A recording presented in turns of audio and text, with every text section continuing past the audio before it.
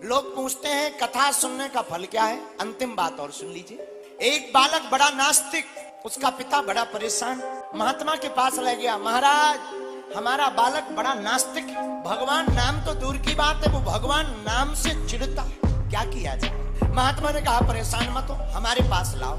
महात्मा के पास बालक को ले गए। भैया सीताराम बोलो। हम नहीं बोलेंगे। बालक बोला हम नहीं बोलेंगे, चाहे जो हो जाए। क्यों, क्या होता है बोलने से? महात्मा बोले कुछ नहीं भी होता है तो एक बार तो बोल दो। बालक बोला हम नहीं बोलेंगे। साधु बोला भाई हमारी इज्जत रखने के लिए केवल एक बार बोल दो, फिर कभी मत बोलना। उस बालक ने कहा एक बार बोल देने से क्या होगा? बोले वो बाद में पता लगेगा, पहले एक बार बोलो तो। बोले देखो हम दोबारा नहीं बोलेंगे, एक बार बोलेंगे। बोले हाँ। उस बालक ने धीरे से कहा सीताराम। महात्मा जी बोले बन गया काम। बोले क्यों, क्या काम बन गया, क्या हो गया? महात्मा जी बोले भैया इसका पता अभी नहीं लगेगा, जब तुम मर जाओगे तब पता लगेगा। वो बालक से कहा सुनो, तुमने एक बार सीताराम कहा है और ध्यान रखना, मरने के बाद कोई तुमसे पूछे कि बताओ एक बार सीताराम बोलने का क्या फल चाहिए, तो तुम कहना जो उचित हो, जो इसका फल हो वो दे दीजिए। बालक बोला ठीक है। समय की बात है कि वो बालक मर गया।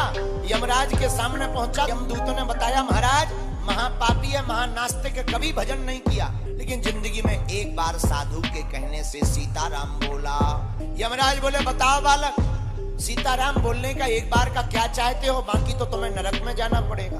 हाथ जोड़कर बालक बोला गुरुजी की बात याद आ गई, महाराज जो भी सीताराम बोलने का फल हो वो दे दो। अब तो यमराज भी चक्कर में पड़ गए कि आखिर एक बार सीताराम बोलने का फल है क्या, ये तो बही खाता में हमारे भी नहीं लिखा।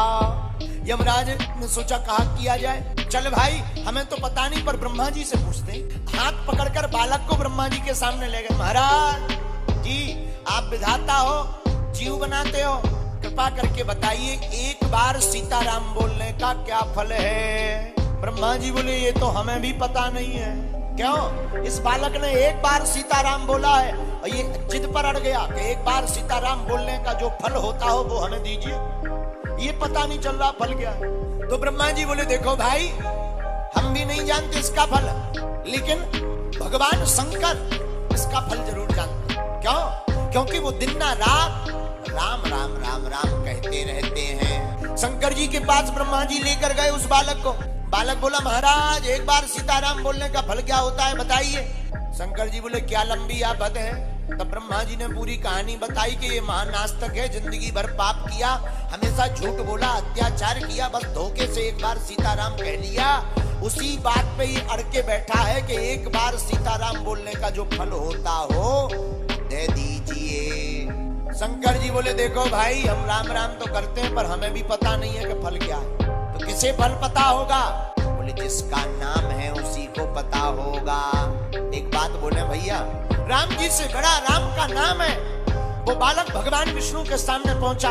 यमराज पहुंचे, शंकर जी गए, ब्रह्मा जी गए। ब्रह्मा जी ने पूरी कहानी भगवान विष्णु को बताई। महाराज एक बार सीताराम बोलने का फल क्या होता है इस बालक को दे दीजिए। विष्णु भगवान बोले वैसे तो तराजू पर तौलकर आज तक हमने फल देखा नहीं कि सीताराम एक बार बोलने का फल क्या है, लेकिन एक बात बोले। बोले क्या?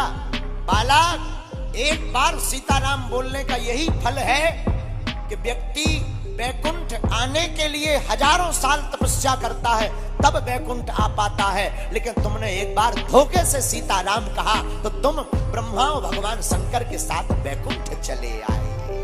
इससे बड़ा क्या फल हो सकता? तो स्वामी श्री तुलसीदास जी महाराज कहते हैं कलयुग में केवल भगवान का नाम ही सार है।